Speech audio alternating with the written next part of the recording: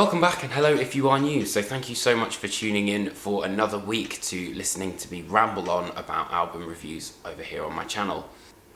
Manchester, not exactly somewhere that you would think of Norwegian style riffs that would stretch as far as some of the greatest fjords out there.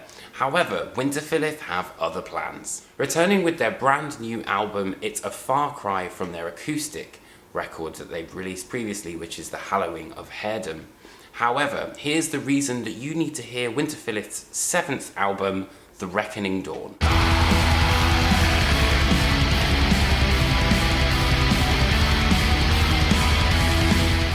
At first glance, I have to admit that I wasn't necessarily completely blown away by the record, but the more that I listened to it and the deeper I kind of delved, there was a lot more that was on offer. The band have almost a sense of the evangelical with a real kind of sense of triumph that courses through their sound. And it does create a real sense of like victory, and definitely reminded me of, you know, the classic Bathory sort of sound. It's brilliantly seen on the uplifting melodies of The Reckoning Dawn, which appears sort of nearer the end of the track and kind of ends it on this very victorious high note.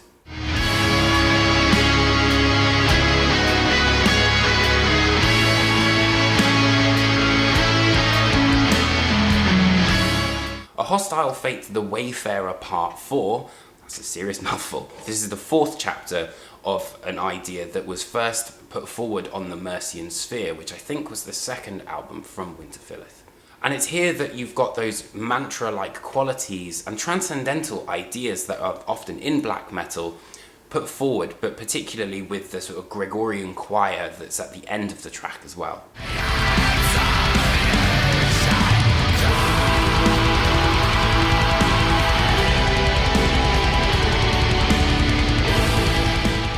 One of the things I've also really enjoyed on this album is the sense of atmosphere, and it's definitely on the Opethian sounding Absolved in Fire, which kind of brings out those Celtic traits which have always been a big calling card of Winterfylleth's, but also has that sense of kind of earthiness to it.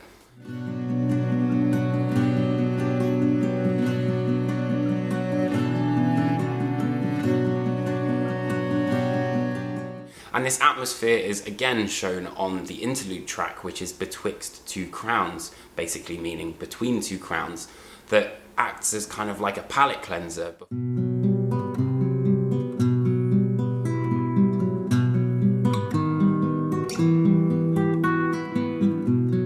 The album's final track, which is In Darkness Begotten, and that kind of really goes full bombast. You've got violins, cellos, and leaves the album on a very poignant note.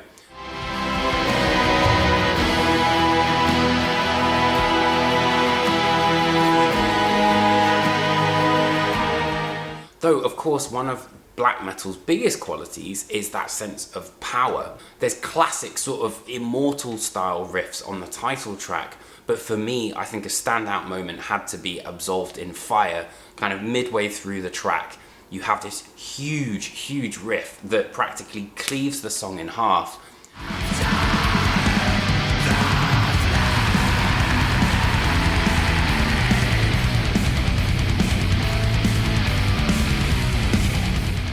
In terms of negatives, really the only thing I could think of is that there could be a bit of fat trimmed from some of the lengthier tracks, just to make the songs a little bit more punchy.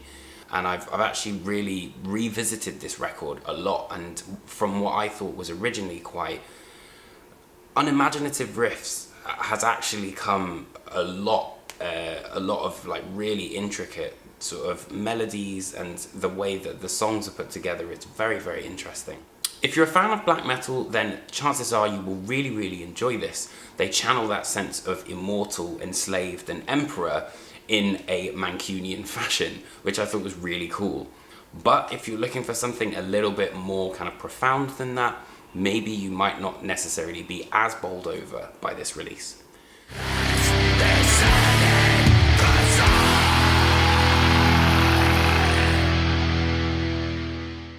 So thank you so much for watching. I hope you guys enjoyed this album review, and if you learned a little bit more about Winterfylleth and their brand new album The Reckoning Dawn, please do give me a like and subscribe.